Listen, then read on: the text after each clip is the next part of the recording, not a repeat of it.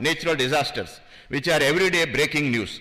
The intensity and impact of such natural disasters are more grave than what it used to be in last millennium. This has a direct impact on social sustainable livelihood, particularly in rural area where agriculture is affected. There is increase in emission of gases, as I mentioned, due to following: increase in global population, increase in middle income group of developing world who have increased their demand for equipment using energy and emanating gases, increasing transport vehicle, increase in transportation due to better infrastructure, increase in industrialization and urbanization. These are also reasons, somewhat reasons for increase in demand for food. The only known technology which can absorb the main component of the gas, that is CO2, is agriculture through photosynthesis process.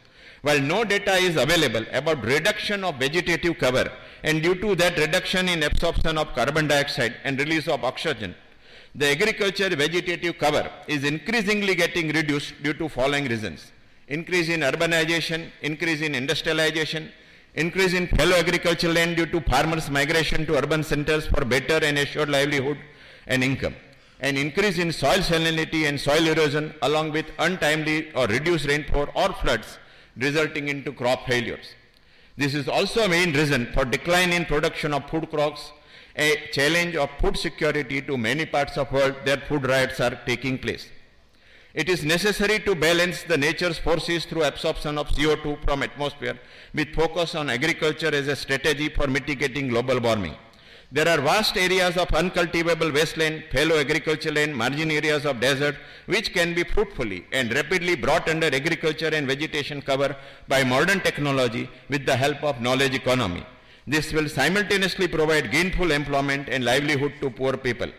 There is also need for agriculture research in new areas to know quantum of absorption of CO2 by different agricultural vegetative species, to understand impact of increased temperature on agriculture crops and needed crop management, to develop cropping pattern based on soil and moisture analysis.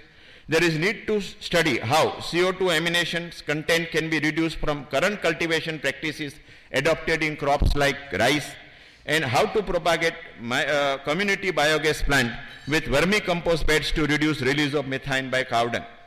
India has second largest arable land in the world. India's average yield per hectare in major crops like paddy, wheat, cereal, soya is below international average. Except in cotton, where Gujarat in particular, we have achieved the highest yield and have reached international level. We can reach for other crops at same level, and if that happens, that can happen with joint efforts of farmers, university, NGOs and government. An increase in such yield can create a win-win situation. Moreover, more than 130 million of hectares of wasteland we have that can be brought under vegetation cover. The global warming, which is a threat, can be converted into an opportunity, and India can provide a path, a way to meet the challenge of food security. Unfortunately, international deliberation in this issue do not consider agriculture as an important tool to mitigate global warming.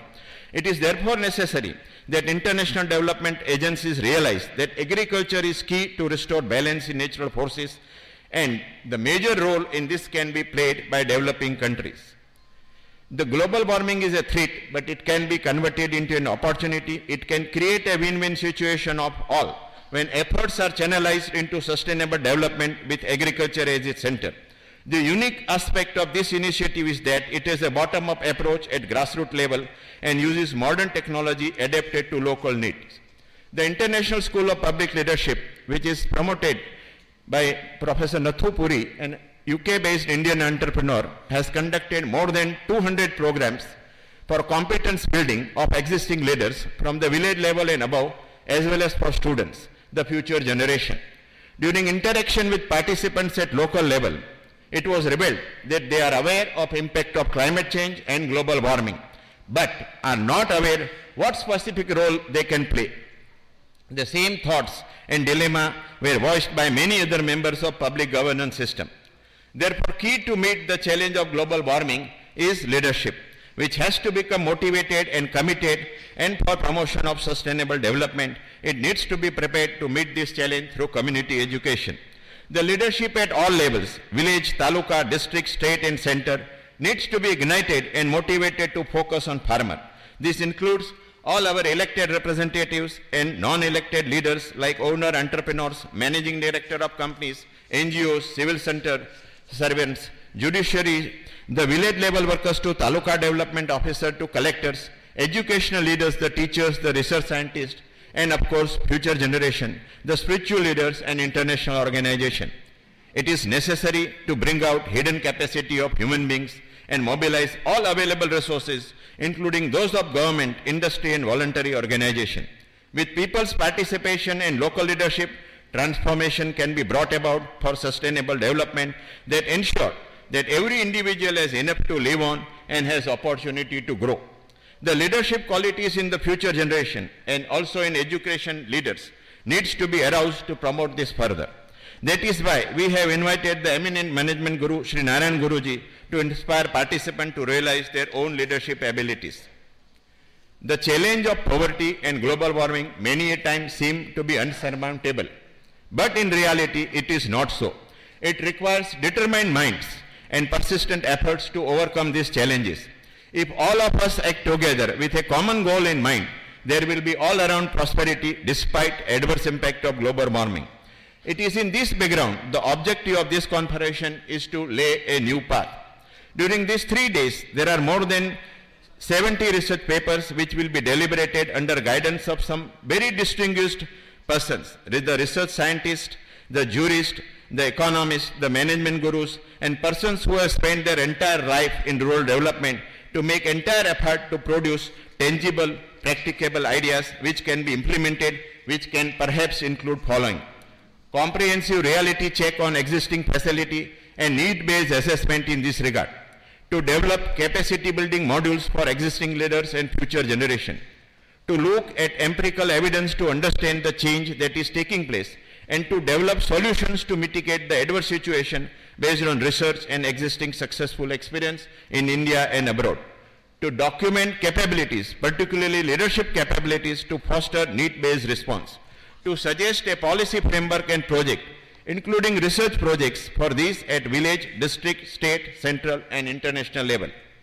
We can transform the adversity posed by climate change as an opportunity to develop and implement sustainable agriculture practices for the benefit of poor in particular and society at large.